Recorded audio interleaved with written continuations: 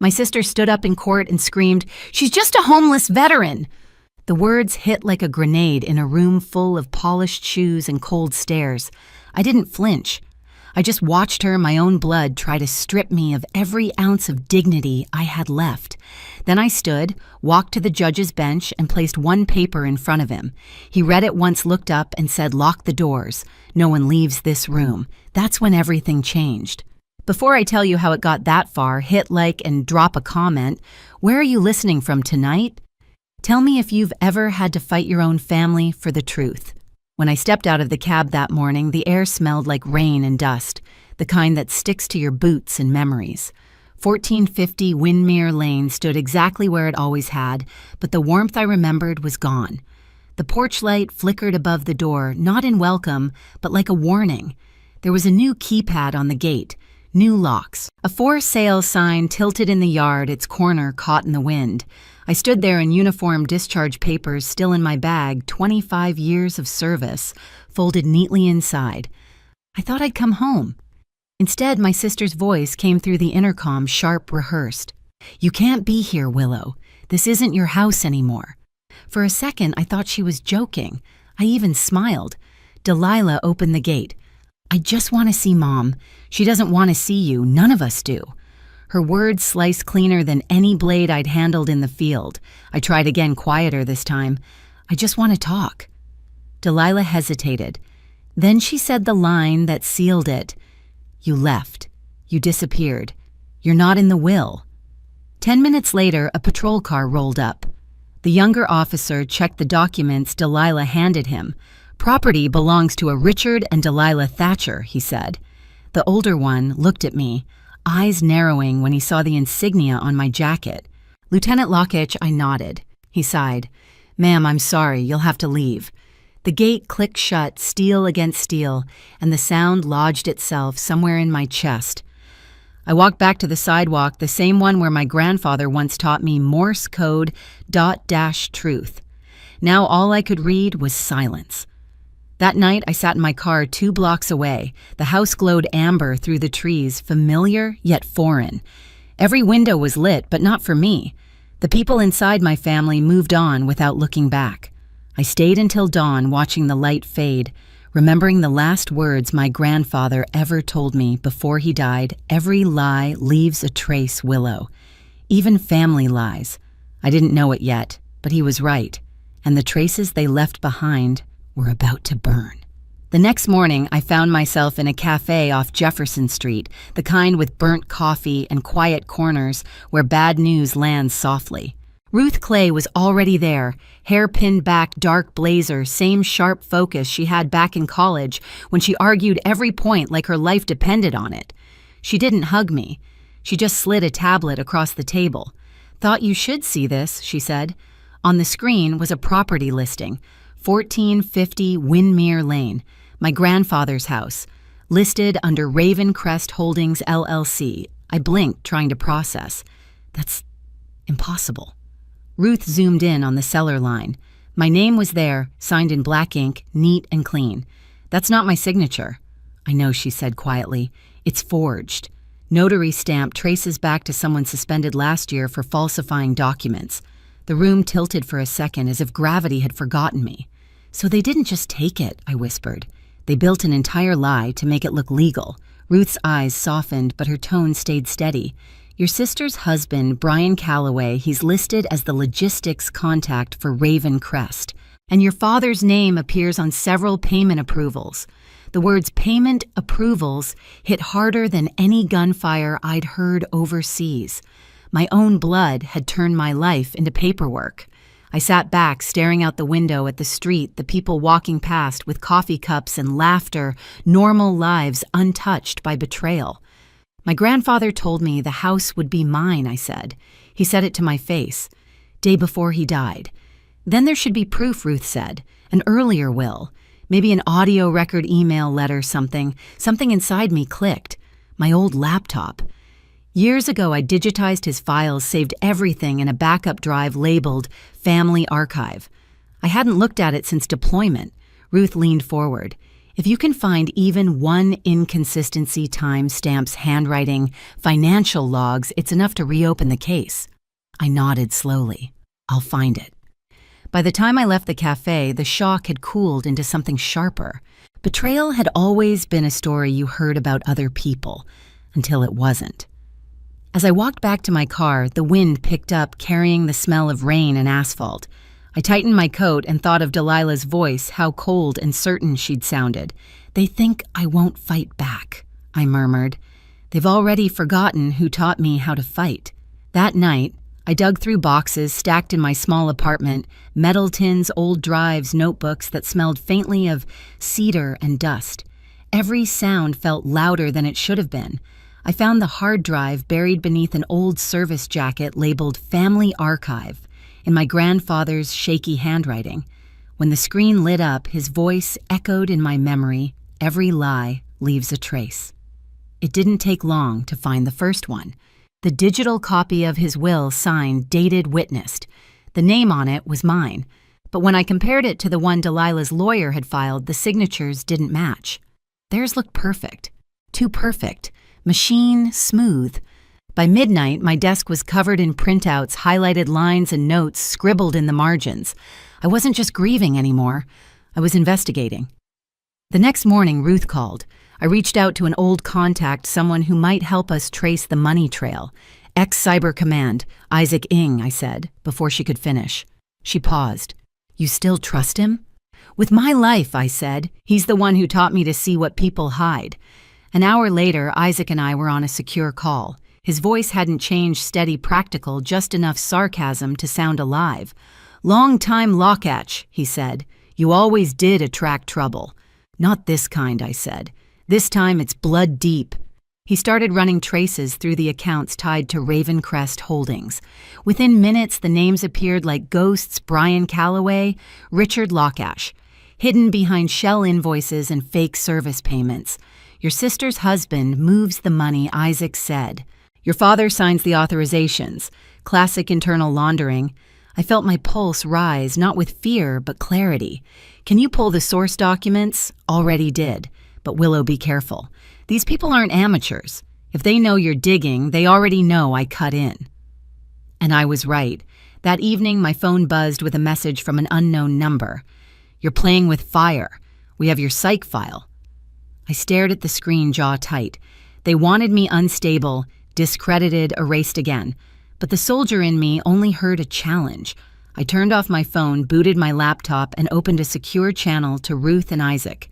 "We start tonight," I said. "Everything they've forged will undo line by line." As the three of us worked, I saw the pattern emerge: falsified property transfers, hidden payments, altered notarizations. Every lie was time-stamped, every deceit traceable. By sunrise, I held the one document that could end them all: the original deed, digitally verified with my grandfather's recorded statement attached. I looked at it for a long time, then slipped it into a folder. "This is it," I whispered. "One paper. That's all it takes." The courtroom was colder than I expected. Maybe it was the marble, maybe the silence, the kind that presses against your skin until you can feel your pulse in your throat. I sat straight, hands clasped the creases of my uniform, sharp as a blade. 25 years of service had taught me how to stand tall when the world tried to shrink me. Across the aisle sat the people who shared my blood. My father, Richard Crisp, in a navy suit, pretending not to see me. My sister Delilah, all pearl earrings and perfect posture. And Brian, her husband, scrolling on his phone like he was bored by justice. When the bailiff called my name, I rose. The title still sounded strange when someone else said it: Lieutenant Colonel Willow Lockach, plaintiff. For a moment, I caught my father's eyes. They were calm, too calm, the kind of calm that comes from thinking you've already won. The proceedings began. The prosecutor laid out the evidence we'd spent months building: altered payments, falsified documents, notarizations under a suspended license. Ruth sat beside me, flipping through her notes, her movements methodical. She didn't speak much, she didn't have to. The truth was heavy enough to do the talking. But the defense came armed with venom. Their lawyer painted me as unstable, a soldier, haunted by deployment, unfit to manage property, incapable of distinguishing loyalty from paranoia. They called me erratic, bitter, a woman who can't move on. And then Delilah stood up. "She's just a homeless veteran," she shouted, voice cracking through the courtroom. The words hit like shrapnel, echoing off the walls. The judge banged his gavel, calling for order, but the damage was done. Every whisper, every pair of eyes turned toward me. I didn't speak. I didn't even blink. I let her finish digging her own grave. When the silence returned, I rose. "Your Honor," I said quietly, "may I approach?" He hesitated, then nodded. I walked to the bench, heels clicking against the floor. Every step felt deliberate, final. When I reached him, I laid a single folder on his desk. "One document," I said, "from the original estate registry, verified by federal audit." He opened it, scanned the pages, then looked up. His expression changed, first confusion, then recognition, then something closer to disbelief. He tapped his gavel once. "Lock the doors," he said. "No one leaves this room." The entire courtroom froze. The bailiff moved to the doors, sealing them shut. Delilah's jaw slackened. Brian looked up from his phone, color draining from his face. My father sat perfectly still, the mask cracking in slow motion. The judge spoke again, voice firm. "These documents show a forged deed, falsified transfer payments, and unauthorized use of a military ID. The signatures on file do not match verified exemplars, and the authorization trail leads directly to you, Mr. Lockach." My father didn't deny it. He simply exhaled and turned his face away. Mom, seated behind them, trembled. Her hand covered her mouth, her eyes wet. Delilah's lips parted, but no sound came. The same voice that had once called me a homeless veteran now could barely breathe. Ruth stood beside me, calm, collected, the kind of presence you only notice when you realize she's the one holding the room steady. "Your Honor," she said, "we have corroborating evidence of interstate financial fraud and coercion, all verified through federal channels." The judge nodded slowly. "So noted. The court will recess briefly for verification." He left. The air didn't move. No one spoke. My father's attorney leaned over, whispering urgently, but Richard just stared ahead. Finally, he turned his head toward me. "You didn't have to do this," he said softly. "Family stays quiet." "Family doesn't steal," I replied. Delilah broke, then tears sliding through the makeup she'd spent hours perfecting. "It was Dad's idea. He said you wouldn't care. You were gone. You had your career." I didn't answer. I'd already given her too much air to breathe. When the judge returned, his tone was clipped, precise, merciless. "This court finds sufficient evidence of fraud, forgery, and willful misrepresentation. The estate at 1450 Windmere Lane will be restored to the rightful heir pending criminal charges for the defendants." He looked at me. "Lieutenant Lockach, do you wish to address the court before sentencing?" I hesitated. Every version of anger I'd swallowed over the past year rose in my chest. But when I finally spoke, my voice was calm. "I spent my life fighting enemies I never saw," I said. "People I was told to fear. But the real war started the day my own family tried to erase me. I'm not here for revenge. I'm here for truth." Silence. The judge nodded, once eyes steady. "Then justice will follow." He turned to the defendants. Delilah Thatcher, 6 years. Brian Calloway, 8.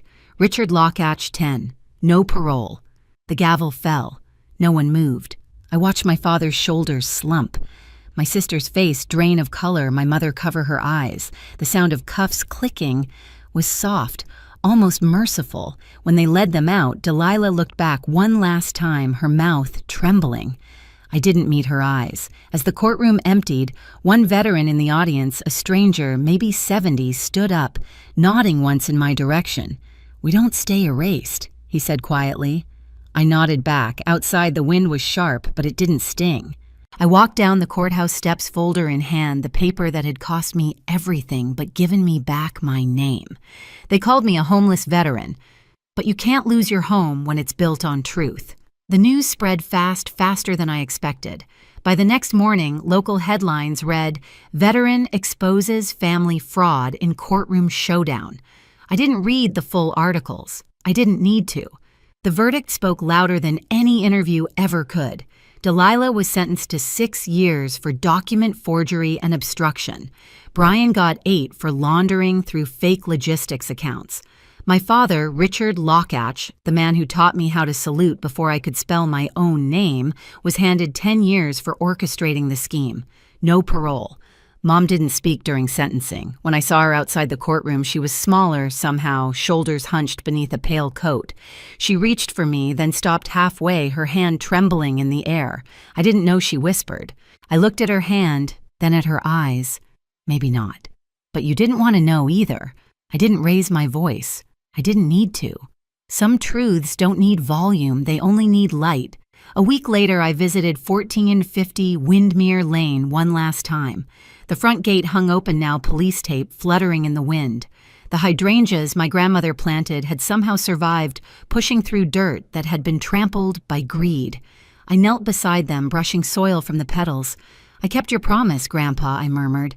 Every lie left a trace. I just followed them home. I didn't reclaim the house. I donated it to a veterans foundation that helps soldiers rebuild their lives. Let someone else find peace there, someone who still needed an address to start over. That night, I stood by the ocean, the sky streaked with gray and silver. The horizon felt endless, untamed, exactly how freedom should feel. For the first time in years, I wasn't fighting anyone. I wasn't defending myself. I was just still. Justice, I realized, doesn't roar. It settles. They called me a homeless veteran, but that was never true. I was never homeless. I was just unwelcome in the place I helped build. And sometimes that hurts worse than any battlefield wound. But I learned something in that courtroom home isn't 4 walls or a name on a deed. It's the truth you refuse to bury. I walk differently now, lighter. I don't carry bitterness, only memory. Every person who tried to erase me has to live with the echo of their own lies, and that's punishment enough. People ask if I regret taking them to court. The answer's simple no, because silence doesn't protect the innocent. It protects the guilty. So if you're listening and you've ever been told to stay quiet or let it go, don't. Speak. Shine light where they told you not to look. They thought they took my home. But what they really did was give me a story worth telling. If this hit close to home, drop a comment below. Tell me where you're watching from and what truth you'd fight for. And hit subscribe because the next story might be yours. My father's voice sliced through the house trash like you should live under a bridge. The chandelier rattled, but he didn't flinch. My mother just crossed her arms, expression smooth like she'd practiced this goodbye for weeks. I didn't cry. I buttoned my gray blazer, grabbed my keys, and walked into the storm. They thought they'd thrown away a failure. What they really threw away was the woman who secretly owned everything they depended on. 3 weeks later, our family name hit every headline in town right under a photo I didn't take. And that was the night my phone started ringing, relentlessly. People always assumed the Hale family had everything figured out. The house on Ridgeview Hill gleamed like a magazine cover, polished floors, iron gates, perfect hedges, trimmed to military precision. From the outside, it looked like success, but on the inside, you could hear the silence, the kind that buzzes in your ears when people have nothing left to say to each other. Dinner was the same every night. My father sat at the head of the table, scrolling through his phone, talking to no one. My mother asked about his meetings, but never about me, and I learned to disappear. When I was a kid, I thought silence meant peace. Now I know it meant control. My father liked to remind me where I stood. You should be grateful, he'd say, cutting his steak with surgical precision. Not many girls get to learn business from their father. He didn't mean it as praise. He meant, remember who built this life you didn't. He ran Hale Capital, like it was his private kingdom, and I was just another employee with his last name. I came back from New York after years of grinding in finance, ready to help modernize the company. I brought clients, investors, and a plan to fix the sinking numbers. But every time I presented something, my father would smile thinly and say, "That's cute, Clara, but let the men handle the real deals." My mother never disagreed. She just poured more wine. Sometimes I wondered if she noticed the way her husband's company was rotting. From the inside, bad partnerships, silent debts, shady deals no one dared mention. I knew about Derek Lane long before she did. He was the partner who nearly ruined our family once, and when his name appeared again, my instincts screamed. The night before everything fell apart, I overheard them arguing in his office. My father's voice was sharp, my mother's trembling. I caught fragments through the door loans mistake, not her problem. Then my name, and laughter. The next morning I was told to keep my nose out of family business. That night they called a family dinner. The same table, the same silence. Only this time my father had papers ready. "Sign this," he said. "You'll transfer part of your portfolio to help the company recover." I looked at the numbers. It wasn't recovery, it was erasure. They wanted everything I'd built. When I refused, his eyes turned cold. My mother didn't even blink. "You've always been selfish, Clara," she said softly, as if rehearsing it. "Always thought you were smarter than us." Maybe I was, because that was the last sentence she spoke before he told me to leave. People say betrayal hurts most when it comes from strangers. They're wrong. It's worse when it comes from the people who raised you to believe loyalty was love. And as I stood outside that house, rain soaking my hair, I made myself a quiet promise. If they wanted to erase me, I'd show them what real disappearance looked like. 3 days passed before my mother texted me. Just one line: "Don't come back here." No apology, no emotion, just a command, like I was still a child being told to clean my room. I stared at that message until the screen dimmed, and for the first time in years, I laughed. Not out of humor, out of disbelief. Because for the first time I realized they weren't angry. They were afraid. The question was of what I rented a small apartment downtown, all glass and silence. The kind of place where the city's lights feel like other people's lives flickering by. Rachel, my oldest friend, brought over takeout and tried to pull me back into the world. "You should sue them," she said, mouth full of noodles. "For what, emotional stupidity?" I smiled. But deep down, something sharp twisted inside me. My parents had always treated me like I was disposable, but this time it felt deliberate. A week later, I drove past the Hale house. I told myself I just wanted closure to see it one last time, but that was a lie. I wanted to see them, to know what my absence had changed. It was after midnight. The house looked smaller in the dark. No music, no voices, just a single light in the living room. I parked across the street and waited. At 12:17, a car pulled up. Black tinted windows. A man got out, broad shoulders, expensive jacket. Not my father. He moved with the kind of confidence I recognized immediately, the kind that came from money and danger. My mother opened the door before he even knocked. She smiled at him, an easy, practiced smile that didn't belong to a guilty woman. It belonged to someone who'd already chosen her side. They talked for a minute before she reached out and touched his arm. It wasn't an accident. It was a promise. I felt something cold bloom in my chest. All those years of being the problem, the disappointment, the difficult one. And yet here she was, playing house with the man who'd once betrayed my father. I didn't take photos. I didn't need to. The image burned itself into my memory. The next morning, I opened my laptop. I still had access to Hale Capital's shared business account and oversight maybe, or arrogance. Either way, it was a door left unlocked. I went through the phone bills, travel records, expense reports. One number kept repeating always after midnight. The same name. Derek Lane. I sat back, heart pounding but steady. The puzzle started to form, each piece darker than the last. My parents hadn't thrown me out because of money. They'd thrown me out because I was getting too close to their secret. For once, it wasn't my father's reputation on the line, it was my mother's. And she'd chosen to sacrifice me before he ever found out. I closed my laptop, the city humming below. The truth wasn't just ugly, it was alive, and I was going to let it breathe. I didn't rush. That's the thing about revenge. If you do it angry, you lose precision. So I waited. I let the truth stretch and thicken in the silence until it started to suffocate them on its own. The next week, I parked near my old neighborhood again. My father's car was gone, but the house still glowed like it had something to hide. Curtains always closed, lights flickering too late.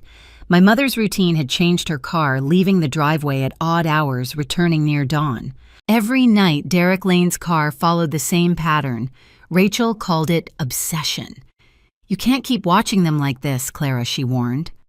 I'm not watching, I said. I'm confirming.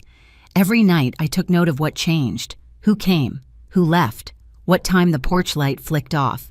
The routine told me everything where the lies lived and how often they needed oxygen. When I finally made my move, it wasn't dramatic. I started with a single call to my father's assistant at the firm. I asked for old partnership documents under the pretense of helping him restructure debts. She hesitated but sent them anyway. Within an hour, I had proof, multiple shell accounts tied to Derek's name, all wired from Hale Capital money, quietly bleeding out of the company, while my father blamed me for irresponsible investments. It was almost poetic. The man who built his empire on control was losing it piece by piece thanks to the same person he'd once sworn to destroy. I compiled everything: financial statements, travel logs, security footage from the hotel Derek frequented. The concierge didn't ask questions when I requested the time-stamped receipts under my mother's name.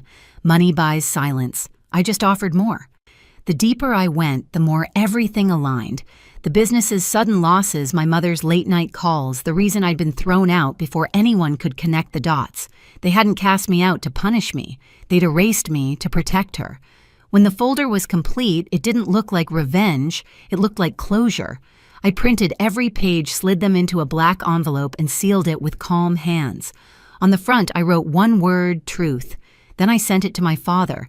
I didn't include a note, not even my name. I didn't need to. He'd recognize the organization, the precision, the merciless neatness of every page. He'd know exactly who had done it. That night, thunder rolled in across the hills, the first rain since the day they threw me out. I poured myself a drink and sat by the window, watching the city blur underwater. Rachel called, her voice low. "You think he'll confront her? I think he'll finally see her," I said. Then what? Then I let the silence do what it does best: finish the story for me. Outside, lightning cracked, and for the first time in years, the storm didn't scare me. It sounded like justice warming up. He showed up 2 nights later. The rain was coming down in sheets, the kind that turned the streets into mirrors. I was sitting at my desk, the city skyline glowing behind me, when I heard the pounding on my door. Slow at first, then desperate. When I opened it, my father stood there, drenched, trembling, holding the black envelope I'd sent. His tie hung loose, his eyes red and hollow. For the first time in my life, he didn't look like the man who built an empire. He looked small, human. "Clara," he said, voice cracking. "What is this?" I didn't invite him in immediately. I just stepped aside and let him walk past. He left wet footprints across my floor, the smell of rain and fear trailing behind him. He slammed the envelope on my table.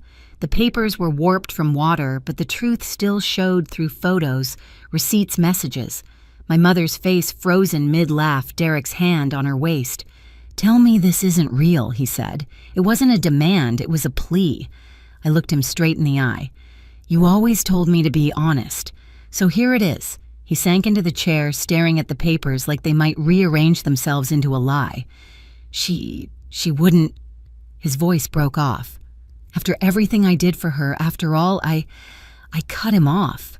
After everything you did to me." He looked up sharply. I saw something flicker, shame maybe, but still tangled with pride. "You shouldn't have gone through my accounts. You shouldn't have thrown me out of your house." The silence that followed felt heavier than the thunder outside. He ran a hand through his hair, gripping it like he could hold himself together. "Why send this to me?" "Why now?" I leaned back, crossing my arms. "Because you needed to see who you were protecting. You thought I was the problem. Turns out the problem was sleeping next to you." He stared at me for a long time before whispering, "You wanted to destroy her." I shook my head. "No. I just stopped covering for her. Same thing you did to me." Lightning flashed across the room, lighting up the reflection of his face in the window, broken, distorted. He picked up the final photo, the one where my mother's hand lingered on Derek's arm outside the hotel. His hand shook so hard the page rattled. Then he whispered, "She was all I had left." "No," I said quietly. "You had me. You just didn't want me." Something in him collapsed. He pressed his palms to his face and let out a sound that wasn't quite a cry. It was too raw for that. The empire of Hale was crumbling, and all I did was hand him the match. When he finally looked up again, his eyes were red and wet. "What do you want from me?" I let the question hang for a moment. Then I said, "Nothing." He frowned, confused. "Nothing. I wanted you to know what it feels like to lose something you thought was yours forever." He stood abruptly, anger flaring through exhaustion. "You think this makes you better than us? You think this cruelty is justice?" I held his gaze. "No, Dad. This truth is justice. The cruelty came from you." He stared at me for what felt like an eternity, breathing hard. Then he picked up the folder again and left without another word. I didn't stop him.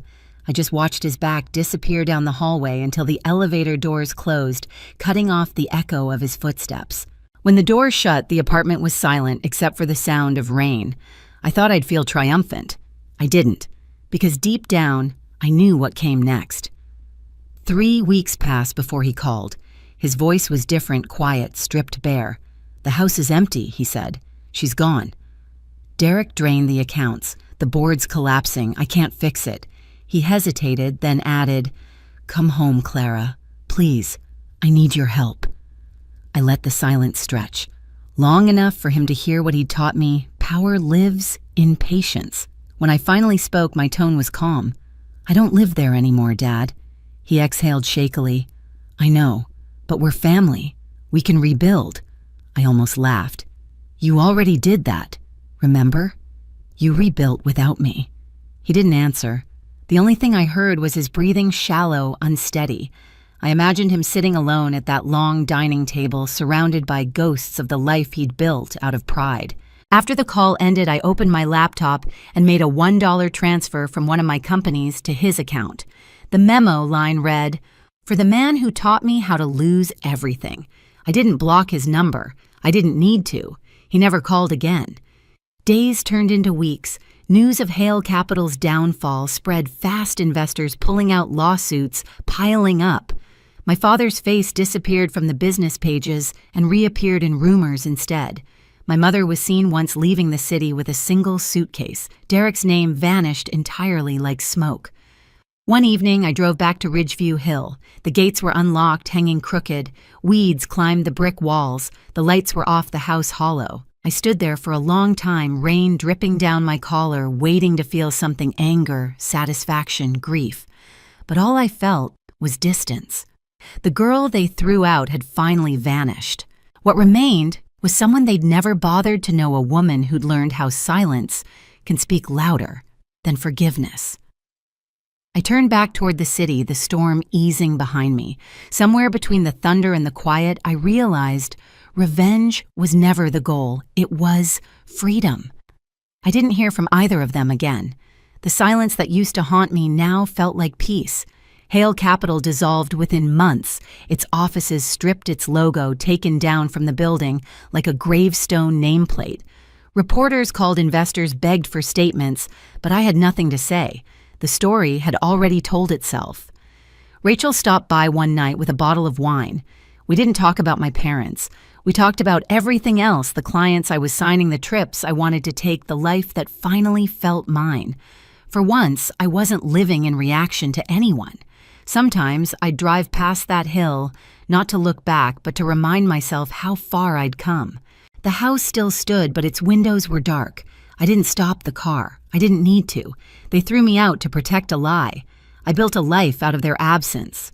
Justice hadn't come from revenge. It came from walking away and never looking back. Some nights when the rain hits my window, I think about that last look my father gave me the moment he realized silence can burn louder than words. I used to crave their approval, their apology, anything that would make the years of humiliation make sense. Now I just feel free. People say revenge changes you. Maybe it does. But for me, it wasn't about destroying them. It was about proving to myself that I could survive without the people who swore I couldn't. So if you've ever been pushed out, underestimated, or told you'd never make it, remember this: sometimes the quietest comeback is living well. If this story hit close to home, hit like and tell me where you're watching from. Your stories remind me why I tell mine. And trust me, the next one cuts even deeper.